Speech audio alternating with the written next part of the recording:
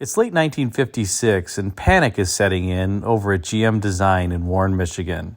A number of designers have just gone down the street on Mound Road to the Chrysler plant and seen Chrysler's new forward-look design 1957 models live in person, parked in the parking lot of the Chrysler plant. The cars have an amazingly fresh new look with super light-looking roofs, large fins, and overall elegant styling.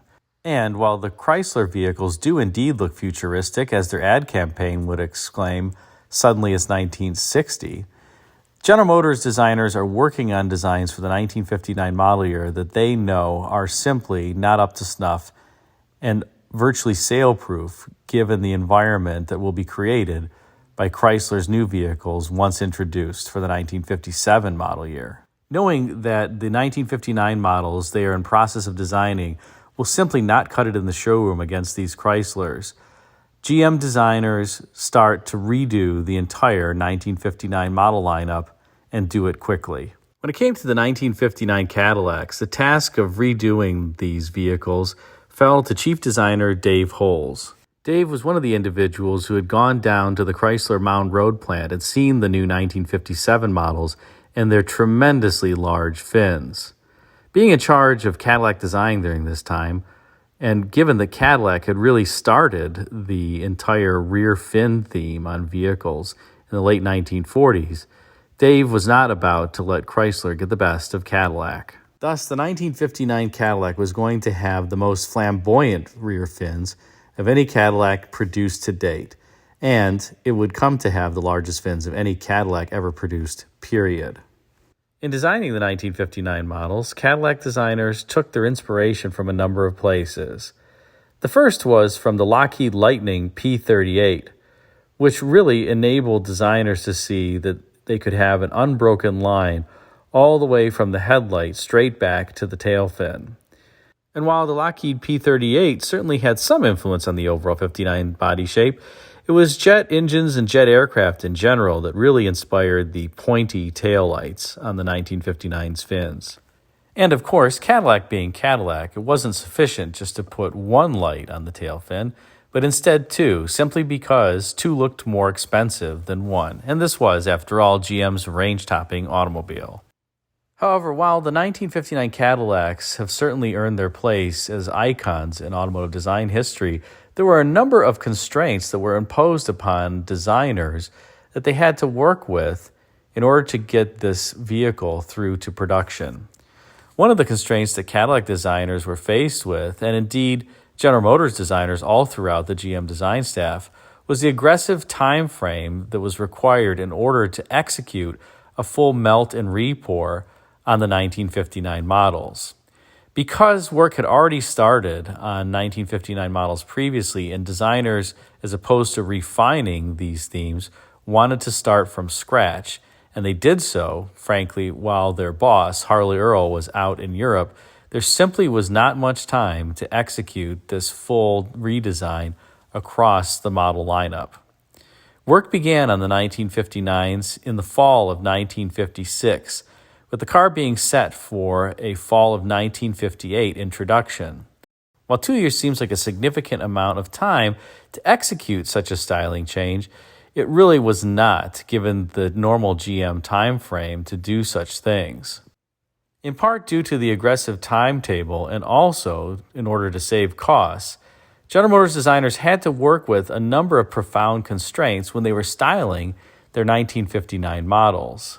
In fact, one of the most challenging constraints was arguably that all the GM C-body cars had to use a common front door amongst themselves. And this common front door would be based on, you guessed it, the 1959 Buick design. And this was not a simple constraint, due in large part to the fact that the Buick door had a very nice and elegant feature about it, where the top of the door surface actually curved downward as it approached the rear of the vehicle. This meant that all of the vehicles that employed the door had to be able to interface with that particular surface feature.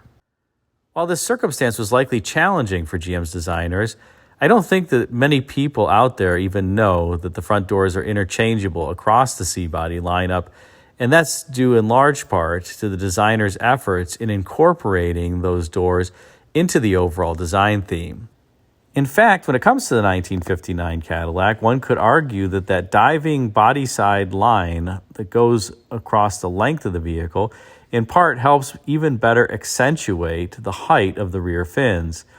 Perhaps it was meant to be that the Cadillac had to share the Buick door, but the fact of the matter is the entire car's surfacing was really designed around those front doors from Buick. A number of other parts were also shared across the 1959 GMC body lineup, including roofs, particularly the Vista roof and its wraparound rear glass, windshields in some cases, front door glass, vent windows, etc., all with the goal of minimizing not only cost but as well as time in order to get these 59s into production on time. However, despite the constraints, it'd be hard to argue that Cadillac stylists failed in their mission to make the 1959 extremely distinctive and most definitively a Cadillac. In fact, when automotive historians are asked to specify the key seminal Cadillacs that shaped Cadillac design, the 1948 Cadillac is certainly at the top of the list because it's the first Cadillac with rear fins. The 1959, however, is almost always mentioned because it was the supreme development of the fin and the tallest fins that were ever put on a Cadillac. And while the exterior styling of the 1959s is what many remember, the truth is that the interiors of these 1959 Cadillacs were also very handsome as well as distinctive. And again, despite the fact that Cadillac had to share a number of components with its GM siblings. More specifically, items like the window surrounds and even the seat frames, as well as some of the door moldings and the openings, were shared across the GMC body lineup.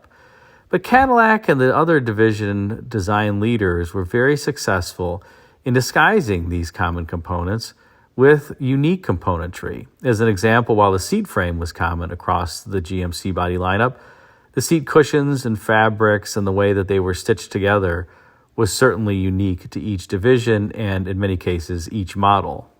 In terms of running gear, Cadillac also shared a number of components with other GM divisions, including the design of the frame, which in this case was an X-frame underpinning the 1959 Cadillacs and also the other 1959 C-bodies. The X-frame, while it certainly was not great for side crashes, did enable the vehicles to be very low in overall height. The cars also shared GM's excellent hydromatic transmission, although on the 1959 Cadillacs it was standard equipment along with power steering and power brakes. Under hood, the V8 was all Cadillac and unique to the Cadillac division, and for 1959 displacement was increased from 365 cubic inches to 390 cubic inches, and the horsepower commensurately rose from 310 to 325 gross horsepower. 4-barrel carburetor and dual exhaust were standard on this particular model. It all added up to one stellar car and one that would certainly be memorable for many, many years as it is today.